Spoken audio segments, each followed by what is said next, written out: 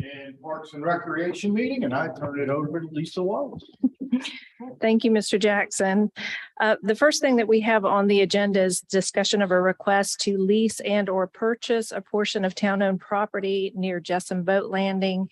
I think you all received the email from me, actually a series of emails from me over the last couple of weeks that we had been approached by Mr. Carnival about the possibility of purchasing a half acre to an acre of town of Somerville owned property.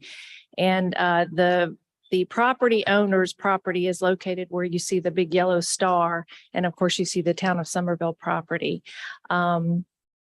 Obviously, this is something that would have to be brought before council for consideration. So we figured we would start with the Parks and Recreation Committee. Yes, ma'am. And I've looked at this. As everybody knows, I've worked with these properties for quite a long time. I am not in favor of purchasing the property. Of selling it, yes. To be openly honest, I'm not in favor of this project.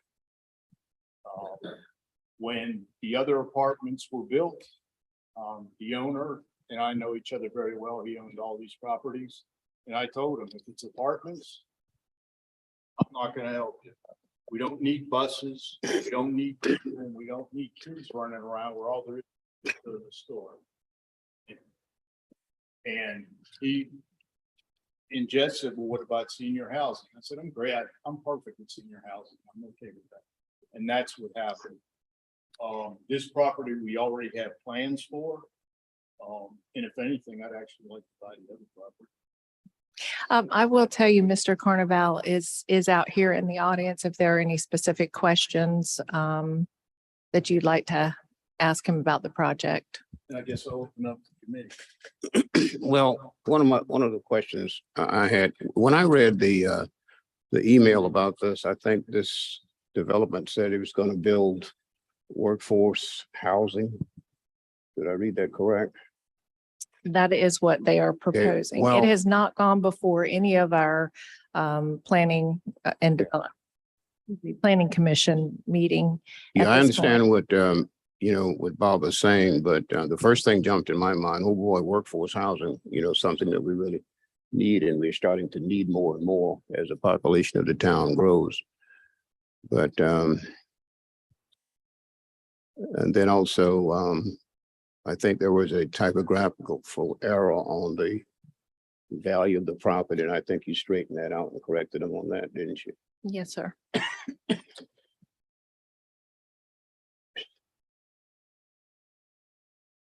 Has this gentleman done other projects in that area? Pardon me? Has he done other projects in this area? No, No. He's first in this area. not doing it. He's asking if you all have done any projects in this area before. Maybe 15 years ago, I did something on a census. Okay. Just as a curiosity, how many units are you planning to build? Wow. Okay. If you don't get the sliver of property from the town, how many units would you build? Same amount of units, just one per row. Requirement is one space per unit. It seems like it might be a little mad with that, but that's the part. And that's the space a lot. It's not going to increase the number of people. But when you say workforce, you're talking about units where people have to have a job. But they're not HUD apartments, are they? Would be, I say workforce housing. Veterans housing. People who are working. Not able to pay $2,000 for rent, but don't want to. I hope you get rents. Okay, thank you. We're not looking to do something. That's all right. Okay, so let me understand this. So my understanding is they own the property here at the Star. And they're wanting to purchase a portion of R. Yes, ma'am. They're looking at a half acre to an acre. I Okay, think is and what that's they're just for additional parking space? Yes, parking is for recreation. Okay. And then this apartment complex is going to be, I guess I'm trying to understand workforce. I saw in an email that you said people that fire, safety, police, veterans. Is that all that would be here or? We can't specifically say we only rent to one particular kind of person. When I talk about that, we will give it toward that kind of thing. Okay. And then you say affordable housing, so you mentioned that it's not part of HUD though. If you had subsidies here or you don't have an agency, or you go just county, Charleston has the housing code. Mhm. Work for them, Right. but here you don't have it, so you pretty much have to do it on yourself.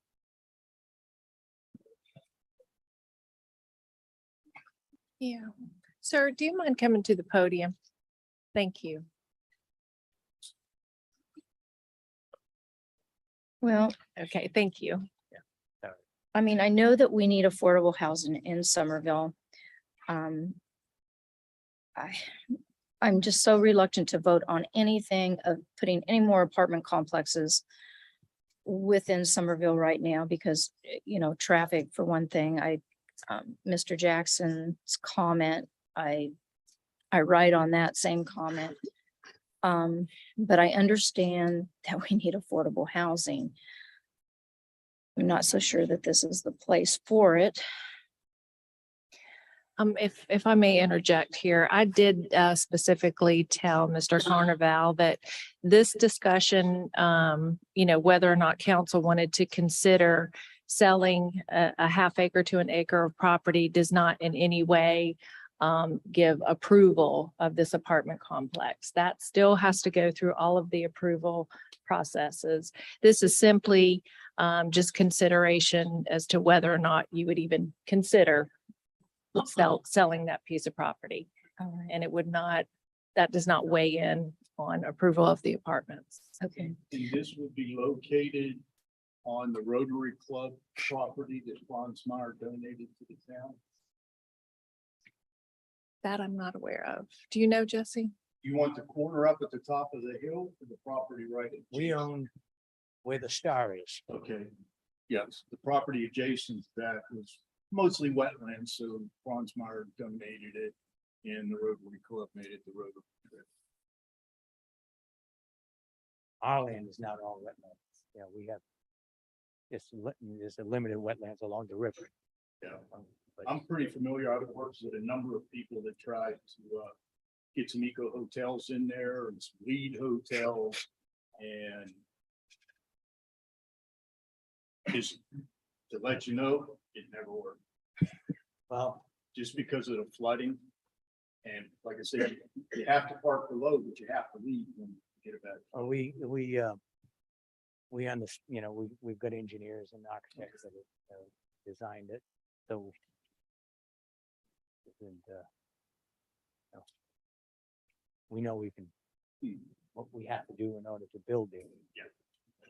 Okay. We're not building in the flood zone.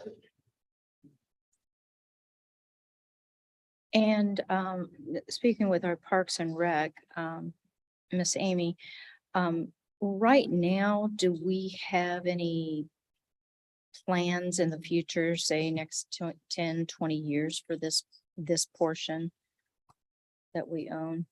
Yes, that entire property was master planned in 20. And that was leaving the Rotary's walkway area where it's at, or would we be doing more to that? I can send that master plan to you guys, like, but I want to say that particular was primarily trails and may have been a pavilion in that top corner as well. Yeah, we had some trails down and maybe an amphitheater right on the creek. For both learning, bringing in that environmental part of the river and the cultural. And maybe even have events down there on weekends and Saturday, Gala Geechee or whatever. So, yes, we have. Maybe that would be good to take a look at. And we can talk about this later. Since he's here now, I'll open this up to the rest of council. So you don't have to make 2 trips. I said, I'm opening it up to the rest of council, because right now it's just 3 of us on the committee. So if any, go ahead. Bob, I recognize the property, but looking at this map, I can't tell where roads and other things are. Okay, What is this semi horseshoe at the top? where the big star is, big yellow star. Yeah. To the right corner of that is the Chinese Express. I'm talking about our land. Oh, this comes from the creek down to CPW. And most of it's wetlands. And then we just brought the property up on the corner for hopefully an education building at some point. And then trails running off of that down through the wetlands to the creek, and also a trail along the creek to cross Dorchester Road and hook up with the Sawmill Branch Trail.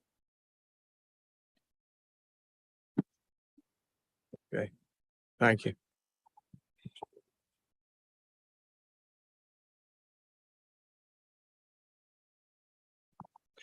Do we have an offer on the Yes, table? it's an email. Bob, you say that y'all do have plans for this property? Yes, sir. So you have plans for it? Yes. So it's not on the market or anything? No, they approached us.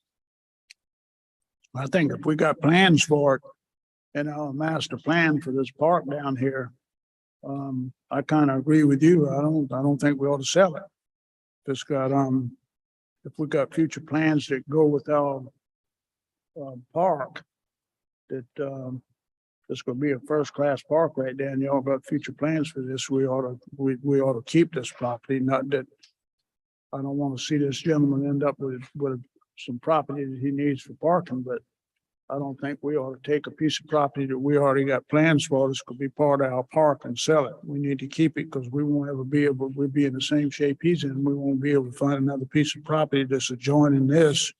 This could work for what y'all got plans for. Yes, Mayor, we're not gonna have any more land. So what is the offer? We received an email that said they would be willing to offer what they had paid for the current property. It looks like that under the contract, it was about $313,000 per acre. And I think they're looking for a half acre to an acre.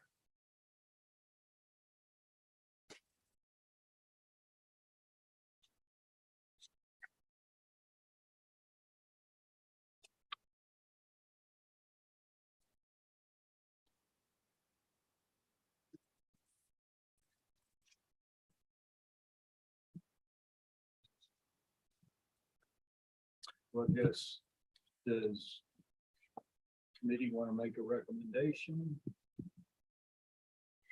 I would, Pass it on to council, because we're gonna end up needing full council's vote on.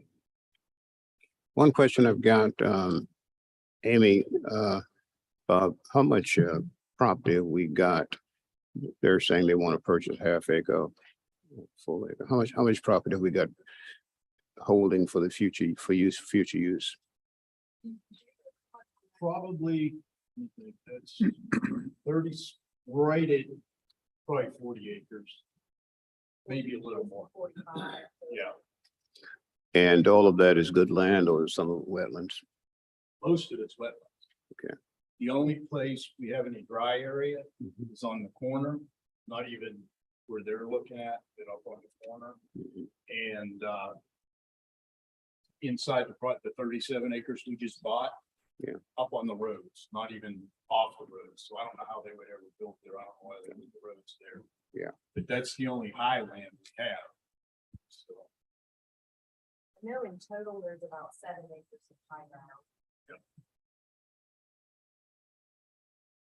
As we all know, during that flood, this property was pretty much underwater, except for the very top, because the street was actually under like 2 foot of water. And I'm sorry if I didn't realize this was not on the committee, didn't realize this was on the committee's agenda or that it would be opened up to us. I mean, how I would, to me, an offer's in writing and signed and sent to our Realtor, and I assume that has not happened. So my position is there is no offer. But the would-be purchaser obviously has this adjoining piece of property. Is the adjoining piece of property the town? Honestly, couldn't answer that. Yes. Okay. And what is it zoned?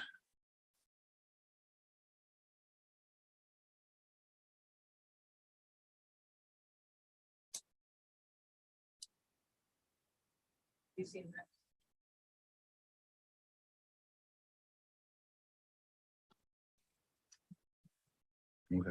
I think when we first got this information, I think what I was trying to do was to avoid wasting people's times and including ours, but I guess I failed. I mean, I don't think we have anything to discuss, but if the committee wants to send something to council to get council's thoughts or feelings, I mean, we can do that, but we can't vote to sell or not sell if we don't have an offer. And if we decide to sell, we have to pass an ordinance to sell property. I mean, I don't think that there's an appetite from council to sell any of this. But I just feel like we're just kind of spinning our wheels talking about it. I guess it's up to you. We could always just take it as information, vote that we leave it, and if they want to make a formal offer, they can do that.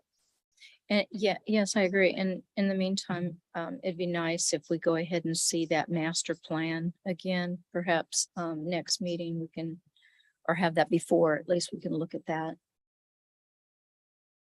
Does anybody want to make a motion? I'll make a motion that we receive this as information and hold in abeyance. Give them a chance to see if they want to make a direct offer to the town. All right, And I'll second. all in favor? Aye. Thank you.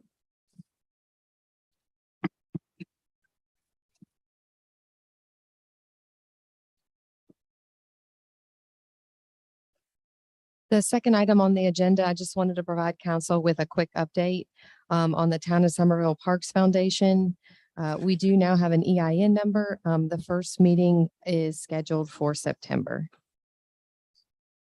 The third item on the agenda, the property owner of TMS number 15200000043 reached out to us to see if council was interested in accepting the donation of a portion of their property.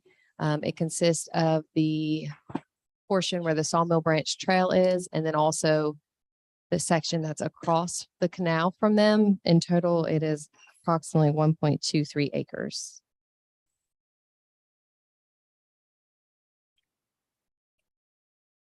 What would be the advantage of that? It would give us a piece of property along the Sawmill Branch Trail so that if at any point we wanted to add an exercise station or some other type of amenity, you know, we would have that property that we would own, that we would be in control of. What is it being used for right now? It's just wooded right now. It's owned agricultural. It's Dorchester County. What's the size of that property, Amy? Approximately the part that they would be donating is 1.23 acres. 2, 3. Do we have a motion to accept? Let me ask, Amy, what is your recommendation? I don't feel really strongly one way or the other. I do think, I don't know, I mean, we have the trail there, it's on their property. So it makes sense for that portion for us to accept that. So that way we have ownership of that section of the trail. It is conveniently located right there past Newington. So if we ever, I certainly don't think it's a bad offer for us to accept. So by us accept, if we were to accept this property, there's no encumbrances upon us as far as future expenditures, or there's no quid pro quo or anything. No, sir. Not, I mean, other than just simply maintenance if, for you. I don't see a disadvantage. Yeah. To me, anytime you can protect undeveloped land along the creek or the river, that's a good thing. Do we need to send this on to council? Yes. Okay, then I make that recommendation that we send it to full council. I'll second that. That for approval or Yeah, for approval of Yeah, accepting I it. think we should send it for approval. Yeah. all in favor? Aye. The last item on the agenda is discussion of proposed donation to fund Laurel Street Tennis Court renovation into pickleball courts. I sent a pretty lengthy email to council today. I'm not sure if everybody had a chance to look at that with some various options. I would be happy to answer any questions that council has at this time. I think what I'd like is, for right now, since we just got the information, we have to kind of discuss how we want to move forward anyway. This is not a time for comments, but I would like to offer one person to represent the group and come up and speak on how they see the situation. Yes, sir. My name's Myron Mazzalata. I'm a resident of a few blocks from here. I've sent some of you and Mayor Waring a few emails recently. Thank you very much. A few of you have responded to that. Some of the pickleball colleagues are here. And one thing I sent was some data showing the demand for these facilities. We often play at Doty Park. There are 2 courts there. And in the last 5 days, I've taken a morning and an evening assessment of how many people are playing there. And during those 5 days, 79 people have played at Doty Park on those 2 courts. At that same time at Doty Park, there are 6 tennis courts. 15 people played over those 5 days on 6 tennis courts, and 2 people played at Laurel Street over those 5 days. So the demand is very minimal for tennis courts, public tennis courts, and it's exceptionally high for pickleball right now, as evidenced by some of this. But that's something that we see all the time when we're playing. We're waiting to play, and the tennis courts are empty. So especially given that there's an opportunity here for a donation to repurpose and resurface those courts, which are in terrible condition at Laurel Street. I think the data that I've collected very much supports the demand, for public courts, pickleball courts, and we would hope that you consider that accordingly. So I drove on the way in, Azalea Park, there's nobody playing. Sir, so let me ask him something, Bob. Yes. What street do you live on? I live on Richardson, about 2 blocks from here. Richardson. Okay. All right. One of the things that I'm curious to know, are there anybody here that lives on Laurel Street and how they feel about it? Oh, I'm gonna, thank you very much, and I appreciate those numbers. I'm gonna ask Terry to speak, because he's been surveying the people on Laurel Street. Oh, he hasn't found them home yet? Well, I currently live on South Laurel Street, and it's the 3rd time I've lived on South Laurel Street, going back further than we need to talk about. I've talked to 5 people on the street.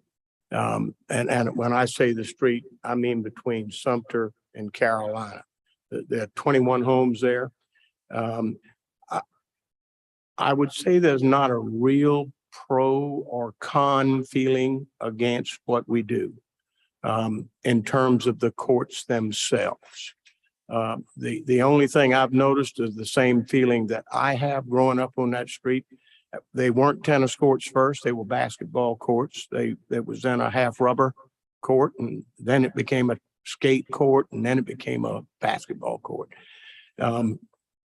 Is sentimentality, which is not a really good reason for keeping anything in its place. I think the things that were voiced as concerns were what time, pickleball is a little bit louder game than tennis. And these courts would be closer to housing than are the courts at Doty. How would that be handled? What happens when you play at 6 in the morning and you play at 10 at night when the weather allows and season allows? I think that's all in the control of the town. When we allow them to open, when we allow them to force them to close, when the lights can be on, I think that's when in our purview. So far, I've got nothing that would say that we shouldn't accept a benevolent donation, which other than Saul Alexander some 70, 80 years ago, is the only other donation that I ever remember us getting to do something like this. I think there's a little bit of work left to be done just to check with the people on Laurel Street, but I don't think there's going to be any reason to say that we shouldn't be doing this. I, like you and like others, I, for the past 30 days, have probably driven by all three of the facilities, all four if you count pickleball, at least 4 or 5 times a day. And I've never seen anybody, I've never seen all of the tennis courts full, almost never or any of them full. And the pickleball is not full all the time either. But there are a lot more people out there at certain times of day than there are on the tennis court. So I mean, it's obviously a thing that's coming, and there's a need. We've got tennis courts that we don't have the funds to fix. And we've got an ability to put something there that the community desires without it costing us anything. So. And I think Terry said it. I think for me, the feeling is you want to do something. Yes, like you said, donation, that if you can get someone, figure out what that can be. Is that good with committee? Well, yeah, I appreciate the research that Terry did and the information he got from the people who live on Laurel Street. Because, you know, peace and tranquility is very important to people. But I do think we've got a great opportunity here with the citizen wanting to donate $100,000. I had a gentleman call me from St. George, Mr. Brownlee. He and I used to play tennis years ago. They're interested in putting a pickleball court up there in the St. George area. And he asked me what it would cost. And I called Amy, and Amy said at the time we did Doty, it was $15,000. Now you're talking $60,000. And, you know, and then we did $40,000 on the lights. So it's pretty expensive, the cost of inflation and everything. But it is a very, very popular sport. And, you know, I watch it even on television. I think we give people opportunities to participate if they want to, but they gotta understand that, you know, we have a budget that we operate under. And so this is a gift. If we can use this to you know, make the community be more acceptable to people, and I'm okay. So I guess you want a motion to move it to council would. No, just we'll leave it in committee right now to Okay. review, and we will just All right, send okay. everything to council. All right. And I want to thank you all for coming out, everybody.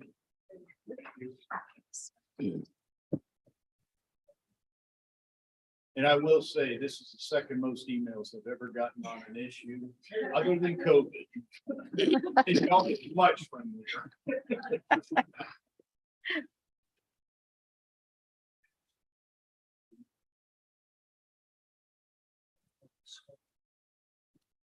And Amy shaking her head. So do I have a motion to adjourn? Motion to adjourn. Second. All in favor? Aye. All right. Okay, Jesse, your turn. Mr. Mayor, I'll call the Planning and Development Committee to order and turn it over to Ms. Schuler. Thank you, Terry, and members of council. First item on the agenda is a request to rezone TMS number 145-1103-010-160 Community Road, which is approximately 2.19 acres and owned by Classic Car Restoration LLC from GB General Business to PL Public Lands. This is in Council District 3. Planning Commission held a public hearing and made a recommendation for approval at their meeting on August 15th, 2022. Any comments from members of the committee? Make a motion, we approve that. Second. All in favor? Aye. Aye. Thank you. Next. Next item on the agenda is request to rezone TMS numbers 130-00000008 and 055, 130-00000053.999 and 130-00000054.999, owned by North Maple MBM LLC, 130-00000057 and 058, owned by 7P Partners Incorporated, and a portion of 130-00000021 owned by Dust Off 22 LLC. These 7 parcels totaling approximately 4.599 acres from GB General Business to PUD Plan Development District. The existing North Maple mixed-use PUD shall be amended to include these parcels for commercial uses. This is in Council District 1. Planning Commission held a public hearing and made a recommendation for approval at their meeting on August 15th, 2022. Mr. Chair, Yeah. can I ask a question, Mr. Chair? Sure. Why did they see the need to rezone these parcels? They are trying to make a more seamless development. With GB, there's a 30-foot required buffer between GB and any other zoned properties. And so they're trying to make it more seamless and one development rather than having that All right, separation. thank you. I just wondered about that. So they'd have to have a buffer running through the middle of their own property. Correct. And they're also working together to figure out how they're going to subdivide the parcels, and with it being different zoning, they can't do that. I might add, this is a part of a group of people out there that are trying to, as far as I can understand, piece together pieces of property that run down Maple Street towards I-26 from 78, to turn as much of that into commercial development as they can, which is a perfect corridor for us for that to happen. I'll make a motion that we approve that, send it to council. Second. All in favor, raise your hand. Aye. Aye. Motion passes. That is all I have. Motion to adjourn. So moved. I'll make a motion. I'll second. All in favor, say aye. Aye. You getting quick, Terry. Thank you.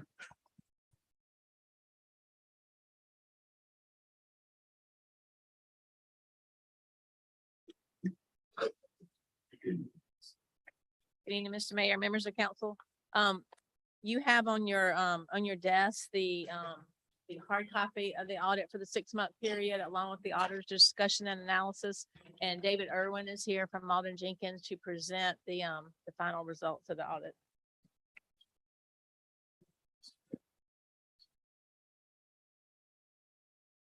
Good evening, everyone. I'm back. I think I'll see me a lot this year.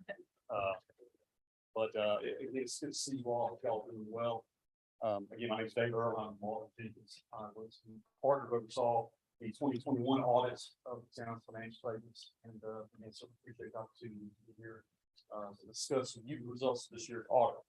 Again, I spoke to you all last month, I believe, to kind of provide you all an update of where things stood. So I don't want to take up too much of your time. But the purpose of me being here tonight is just to provide you all an overview of our independent auditors report, talk about the results of the compliance report that we issued in conjunction with the audit, discuss some information that the auditing standards requires that we communicate with you all, and of course, answer questions that you all may have. Now, the financial statements themselves, they are the responsibility of management and the council. As your independent auditors, our responsibility is to issue opinions. We conduct our audit in accordance with generally accepted auditing standards and governmental auditing standards. And I'm happy to say that we are issuing a clean or unmodified opinion on this year's report. Again, this is what you want. This is the highest level of assurance provided to your auditor. What this means is, in our opinion, the financial statements are fairly stated in all material respects, in accordance with generally accepted accounting principles. You know, in addition to clean opinion, we had no difficulties in dealing with management. We had no disagreements with management. We had no uncorrected misstatements. And again, we are independent of the town as required by governmental auditing standards. As I mentioned, as part of your audit, there is a compliance report that's towards the back of your financial statements. It's called the Gilbert Report. Again, this is just a report on the city's internal controls and your compliance with various laws and regulations. We did have one audit finding this year, and it really just pertains to the timeliness of financial reporting. Again, this is a June 30, 2021 audit that we discussed back in March. When we talked about the 2020 audit, there was just delays in China. And that's why there's been a delay. Let's get this audit finalized. But you know, as I mentioned to you all back in March, you know, this finding is really not a reflection of your current staff. It's really just circumstances they inherited. So it's not anything that I would be overly concerned about. You all are caught up now. And you know, our goal or our hope is to go ahead and start on the June 30, 2022 audit within 6 weeks or so, and get that audit finalized within the 6-month deadline for states to go ahead and get that completed and finalized and submitted to the state by December 31st. So, you know, since the numbers in this report are over a year old at this point, unless anybody has any specific questions, I won't go into too much detail. You know, if I'm in your shoes, I would want to look at the general fund. You know, it's the main operating fund in town, and therefore counts for the majority of your revenue received, your funds expended. And you know, if you look at your general fund this year, one thing that will really stick out is your fund balance increased by approximately $9.7 million, with an ending balance of $20.9 million. But again, one thing to keep in mind, you all did change your year end. You all were typically on December 31st year end. You all changed to a June 30 year end. So this audit only covers the 6-month period from January 1st to June 30. So, you know, some of these numbers are going to look a little different than what they've had in the past. Because, you know, fund balance, that's really just a snapshot of time, and it fluctuates from year to year. Your fund balance, your general fund, is going to be at its highest in February and March, because you all receive the majority of your property tax revenue in January and February. Opposite end, it's going to be at your lowest in December, because you all received your revenues in January, February, and that revenue is needed to cover your expenses throughout the year. So you all traditionally had a December 31st year end, so your fund balance was on the low end. There was nothing wrong with that, because again, it's just a snapshot of time of it fluctuates from year. But now that you all have changed your year end to June 30, your fund balance is gonna change. It's gonna be higher. But one thing to keep in mind is that fund balance is needed through the months of July and December. Again, when your revenues are typically down. So that's, again, when you look at your financial statements, that's really one thing that stuck out for me this year, and I did want to bring that to y'all's attention.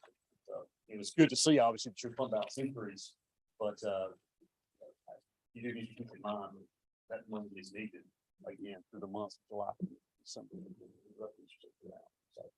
So, unless anybody has any questions, other than that, that concludes our presentation. But you know, certainly appreciate the opportunity to serve you all. I want to thank Rhonda for all her hard work and getting us caught up.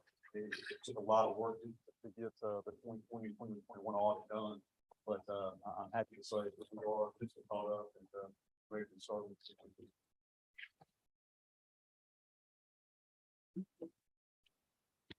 Thank you. Thank you, sir. Thank you.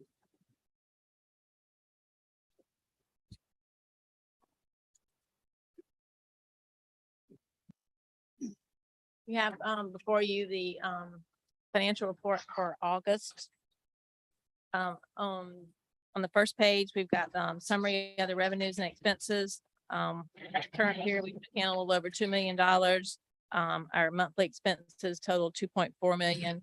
Of course, we exceeded, expenses over revenues by, just under $300,000. Year to date, we, exceeded, our expenses exceeded our revenues by 2.8, which again, to kind of piggyback off of what David said, that's just kind of our normal cycle from July through, December. Detailing some of the revenue items, we took in a little bit more in property taxes this current period than we normally do. Apparently Dorchester County had a policy of anything they collected from March to June got distributed in July or August to us. Treasurer Chitty told me that they weren't going to do that next year. If it got collected in March, they would send it to us in April, just like a normal cycle. That totaled about $400,000. The licenses and permits, we had a good portion of business licenses that we collected during the month, which is a little bit unusual. One of the items in that category that I feel like I want to get a handle on is the out of town contractors, and to see what kind of volume that we're getting in business licenses in that area. First of all, because it could be not a recurring item, and I don't want us to depend in a budgeting situation on something that's not a recurring item. So I'll look a little closer into that. Municipal court fines are trending according to our budget, and state revenues. We're about a month behind in collecting some of that. So most of that's really just about a month's worth. In some cases for 8 subdivision, a quarter's worth of income in that area.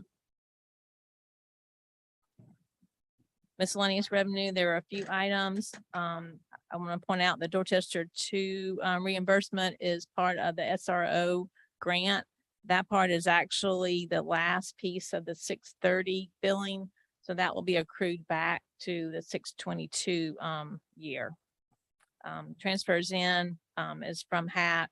It's what we have been transferring in monthly.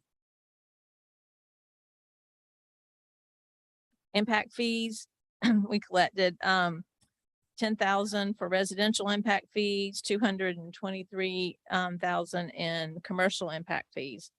For a year to date for both categories of just under 340,000. There are no expenses allocated to this year thus far, although we have encumbered these funds by already approving the fire station and the municipal facility.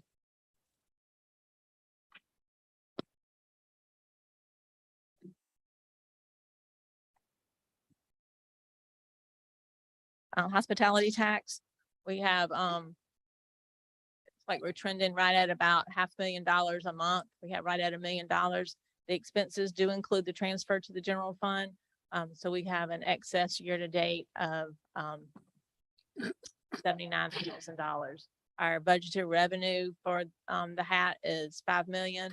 Looks like we're in good shape on that thus far. Stormwater. Obviously, the revenues in this fund will not come in until later this year in January, February, as the county billings come into place. We have expended year to date 241,000 for a deficit of 236,000. Any particular questions on anything? Thank y'all.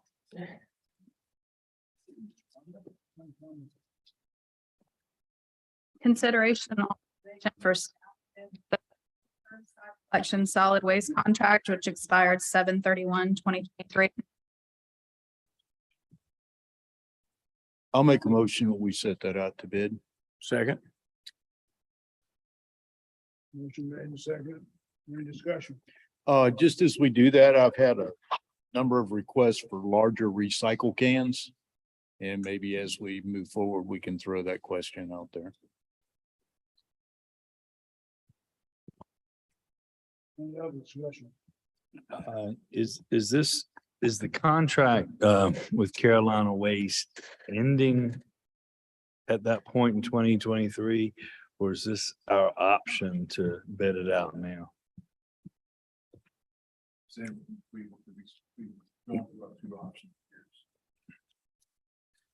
we really You don't have a choice. We don't have a choice. That was my question. Our new serial lease and contract. I don't think we have any more discussion.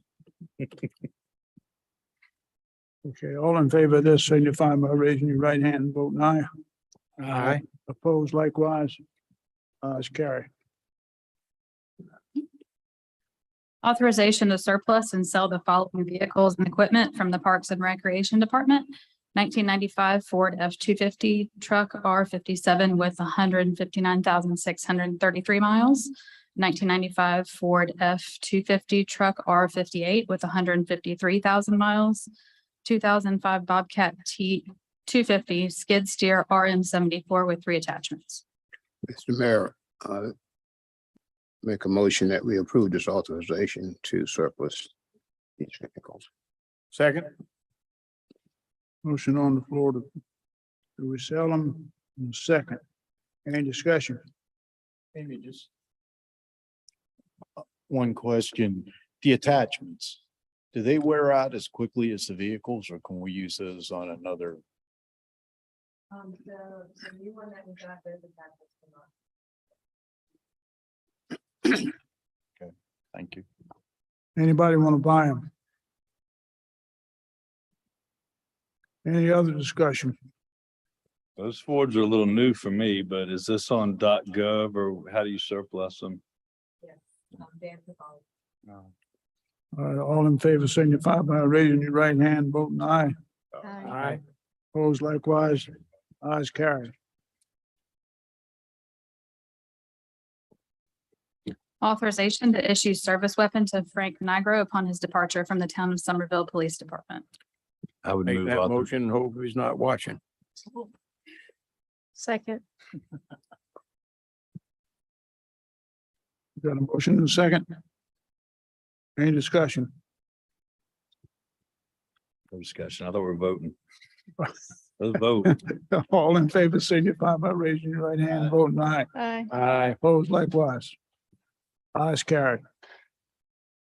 Mr. Mayor, I'd make a motion. We go into executive session to discuss contractual matters related to town-owned property on the Woodlands tract and contractual and legal matter related to tax increment financing. Second. All in favor signify by raising your right hand, voting aye. Aye. Opposed likewise. Ayes carried.